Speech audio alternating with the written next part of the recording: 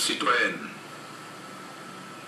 Dans la journée du mardi 16 septembre 2014, une délégation des autorités administratives de la région administrative de Zérékoré et de la sous-préfecture de Ouamé s'est rendue dans la localité de Ouamé.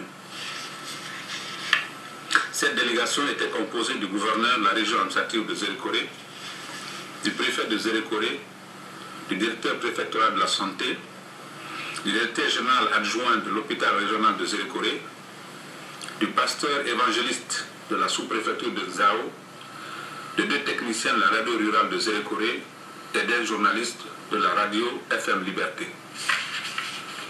En compagnie du sous-préfet de Ouamé, accompagné de son fils et du chef du centre de Ouamé, la mission s'est employée à sensibiliser la population locale sur la lutte contre l'épidémie de la fièvre hémorragique à virus Ebola.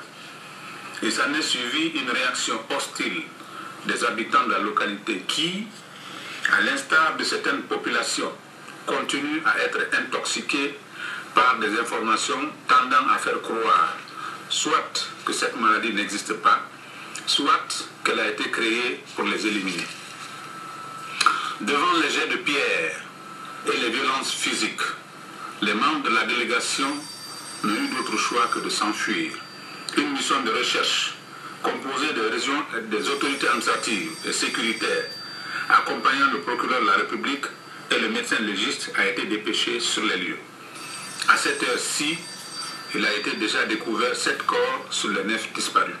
Le gouvernement condamne avec la plus ferme énergie l'assassinat de citoyens guinéens, dont des représentants de l'État dans l'exercice de leurs fonctions. Cet acte témoigne d'une cruauté intolérable et injustifiable, quelles que soient les circonstances. Cela est d'autant plus regrettable que cet événement intervient au moment où la communauté internationale se mobilise pour accompagner les pays affectés dans leur lutte contre la fièvre hémorragique à virus Ebola. Le gouvernement assure que ces crimes ne resteront pas impunis et recevront la réponse judiciaire appropriée. Déjà, une enquête judiciaire a été ouverte. Toutes les personnes impliquées dans ces assassinats crapuleux seront traquées et traduites devant les juridictions pour recevoir la sanction prévue par la loi. À ce jour, 6 personnes ont été déjà interpellées. Les forces de sécurité restent déployées pour appuyer l'enquête en cours.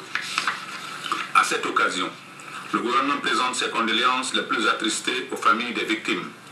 Il appelle les braves populations guinéennes à rester soudées face à l'épreuve qui nous est imposée par l'épidémie. Ce combat doit être l'occasion pour les Guinéens de taire leurs différences et de se présenter soudés dans cet effort national.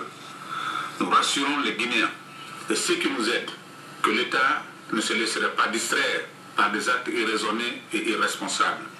Le gouvernement et les forces vives de la nation restent mobilisés derrière le leadership du président de la République, le professeur Alpha Condé, dans sa mission de préservation de la paix, de l'unité nationale, de la santé et de la sécurité des populations. Je vous remercie.